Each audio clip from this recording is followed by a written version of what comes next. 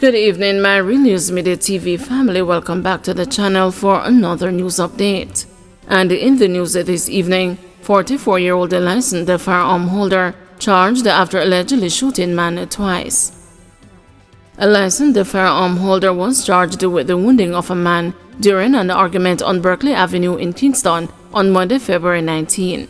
Charged with wounding with intent and using a firearm to commit an offense is 44-year-old Raymond McPherson, a haulage contractor of Berkeley Avenue.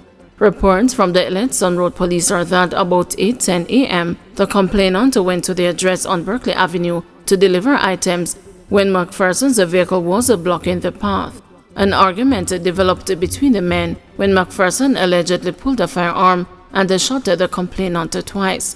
The man was assisted to the hospital where he was treated. An investigation into the incident was launched and McPherson was subsequently arrested and charged after a question and answer session in the presence of his attorney. A court date is being finalized. Man charged with 2023 murder of vendor in St. James. A man is facing murder charges after he allegedly fatally shot a vendor on Fosdick Road in Montego Bay, St. James on Thursday, November 23, 2023. The deceased is 24-year-old Akeem Robinson of Burnt, Savannah, St. Elizabeth.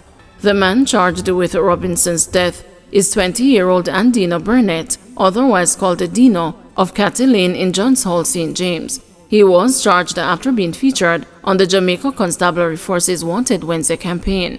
Reports from the Montego Bay Police are that about 2:45 p.m., Robinson was sitting on the roadway when he was pounced upon by Burnett, who pointed a gun at him. A struggle reportedly ensued between the men, and during the tussle, Robinson was shot in the head.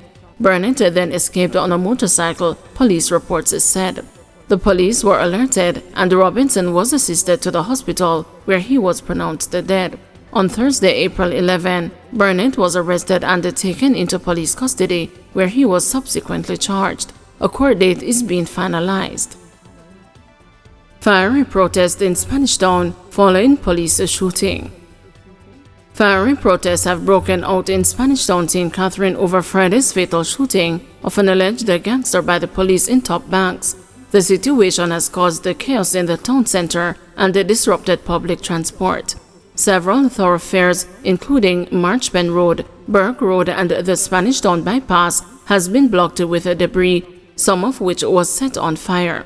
The Jamaica Fire Brigade was escorted to the locations by the police, only for the debris to quickly lit again.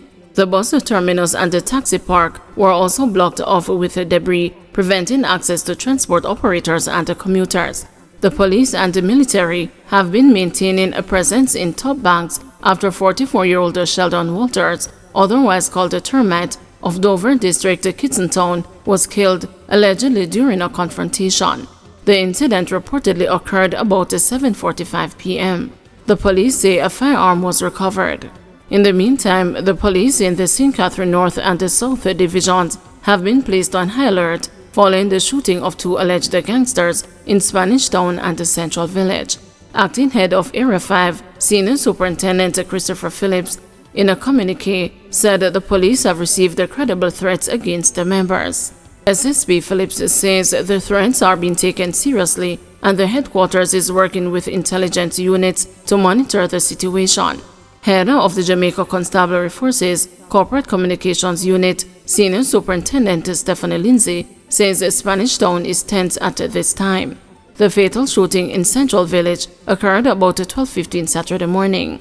St. Joseph Campbell, 37, of Browns Lane, Central Village, was shot during an alleged confrontation with the police.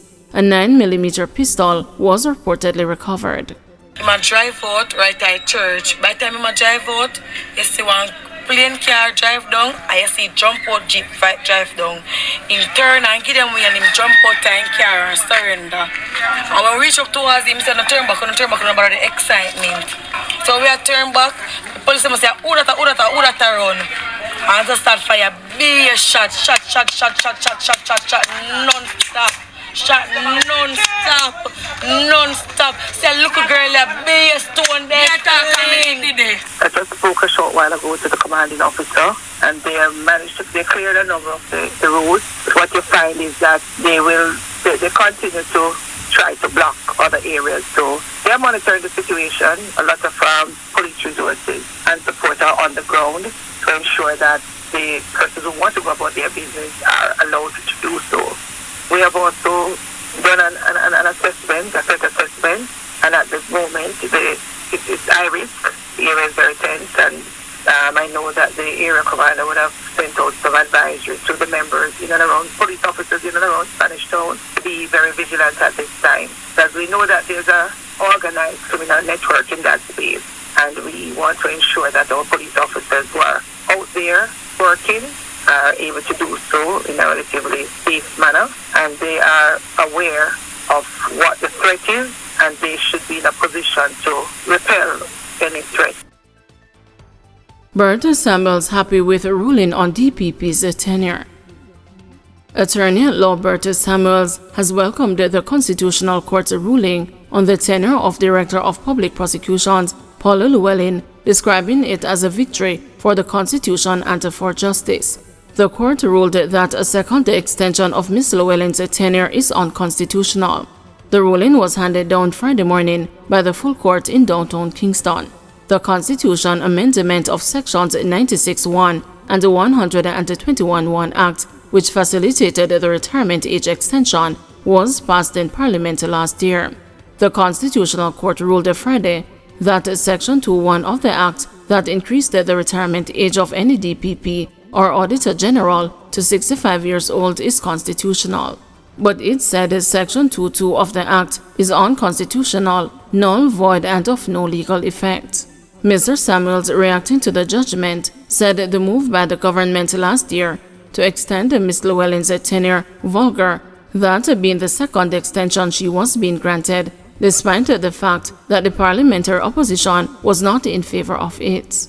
I think it was a vulgar attempt to extend a second time the tenure of the DPP. I think it is time that she should bow out gracefully, and she ought not to have hanged on to that office as long as she has been doing. Further, because of the need for independence of the occupier of the huge constitutional position of Director of Public Prosecutions, I think that nothing should be done that the public thinks that she has been done a favor by the government, because there are times when she has to make rulings involving that very government.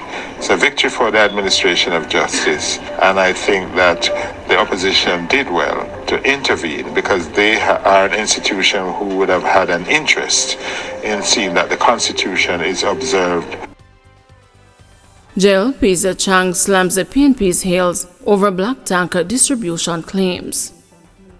The Jamaica Labour Party has chided People's National Party Vice President Ian Hales for a video making the rounds on social media about the taxpayers' money used to donate several water tanks to a business place in Westmoreland Western. In the video, Hales, a potential candidate for the PNP in Westmoreland Western, questioned how a car wash across from the JLP's constituency office in Mango Hall, Little London, was given 10 water tanks.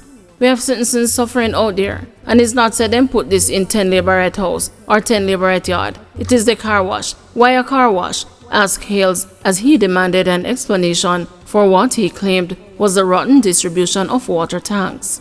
But the operator of the car wash, Tomlin Dixon, on Monday told the news that he bought his tanks on March 18 in Little London.